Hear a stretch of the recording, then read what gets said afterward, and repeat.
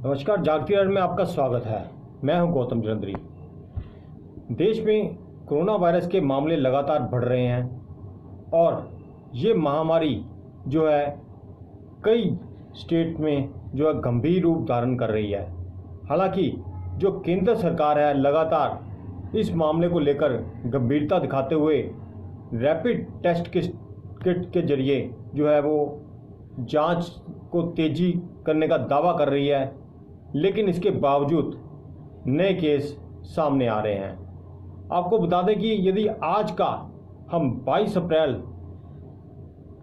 2020 का आंकड़ा आज सुबह का देखें तो भारत में जो 20,000 से ऊपर केस हो चुके हैं और एक दिन की इंक्रीज 1541 पहुंची है। यहाँ ये बताना बहुत ज़रूरी है कि ये आंकड़ा जो है बढ़ जरूर रहा है, लेकिन कुछ राज्यों में भारत के इसमें नेगेटिव ग्रोथ भी सामने आई है। और जहाँ अमेरिका जैसे देश में ये आंकड़ा जो है वो 8 लाख से ऊपर चला गया है और वहाँ 25,000 से ऊपर मौतें हो चुकी हैं, वहीं भारत में लॉकडाउन और कर्फ्यू के चलते स्थितियां काफ़ी बेहतर हैं। सबसे बड़ी बात यह है कि भारत द्वारा जो देश में जो एक जांच का जो दायरा है उसको तेज करने की जो मांग उठ रही थी, उसके तहत चाइना से रैपिड टेस्टिंग किट्स जो है करीब 5 लाख से ऊपर मंगवाई गई थी, जिसके बाद जो उसे राज्यों में भेजा गया था और उन राज्यों में जो हॉटस्पॉट एरिया हैं उसमें जो जांच का जो दायरा था उसमें तेज़ी लाई गई थी।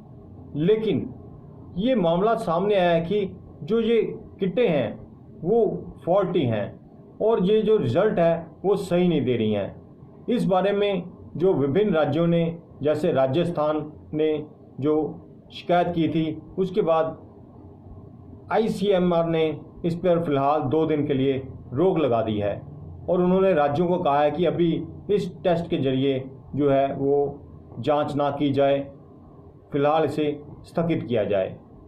और जिसके बाद राज्यों ने अभी इस पर जो है वो टेस्टिंग पर रोक लगाई है। आपको बता दें कि केस जो है ऐसा बातें सामने आ रही थी, जो केस की जो भारत में ग्रोथ है वो जांच ना होने के कारण भी जो है वो कम दिख रही है, जिसके बाद जो है वो भारत सरकार ने रैपिड टेस्ट से जांच का दायरा तेज किया था और फ़िलहाल इसके फॉल्टी होने के कारण जो इस पर रोक लगाई गई है। पंजाब की बात करें तो पंजाब में जो ग्रोथ रेट है उसमें कल कमी दिखी है और जो मामले हैं उतनी गिनती में नहीं बढ़े हैं जितने वो बढ़ रहे थे। हालांकि कल देर रात तक जो जालंधर और पटियाला से कुछ मामले सामने आए थे, लेकिन अच्छी बात यह है कि जितने मामले 11 कल पंजाब में आए हैं उतने ही कल 11 मरीज टोटल विभिन्न ज़िलों से ठीक होकर जो कोरोना पॉजिटिव थे, ठीक होने के बाद अपने घरों में भी पहुंच गए हैं। तो ये भी एक ग्रीन सिग्नल है। आपको बता दें कि तरन तारण में कल 59 जो सस्पेक्ट केसों के जो सैंपल हैं उनको जांच के लिए भेजा गया था और उनमें से 57 की जो रिपोर्ट है वो नेगेटिव आई है और 2 की रिपोर्ट का इंतजार किया जा रहा है। यहाँ यही बताना भी जरूरी है, तरन तारण ऐसा ज़िला है जहाँ पर अभी तक कोरोना वायरस का एक भी केस नहीं आया है।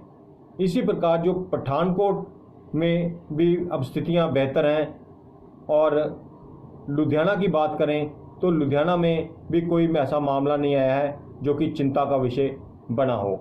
हालांकि देर रात तक रैपिड टेस्ट के जरिए जो 3 मामले हैं उनको पॉजिटिव दिखाया गया है, लेकिन ज़िला प्रशासन का मानना है क्योंकि इस RT जो रैपिड टेस्ट से जो जांच है वो भरोसे योग्य नहीं है, इसलिए इस पर विश्वास नहीं किया जा सकता और इसकी जो है वो सही तरह से जांच के बाद ही इसको देखा जाएगा।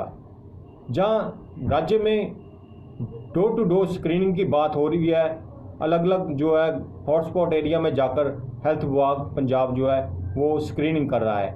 मलेरकोटला से रिपोर्ट है कि वहाँ पर जो हाउस टू हाउस जो सर्वेलेंस और स्क्रीनिंग की गई है, जिसके कि अच्छे नतीजे सामने आए हैं। इसी प्रकार संगरूर में भी जो आपको बता दें कि वहाँ जो नेगेटिव केस था, संगरूर में जहाँ जो मामले पॉजिटिव थे उसमें एक जो मामला है वो अब नेगेटिव आ गया है। उसमें जो उनकी अब संगरूर में जो पॉजिटिव की गिनती है वो अब 2 रह गई है।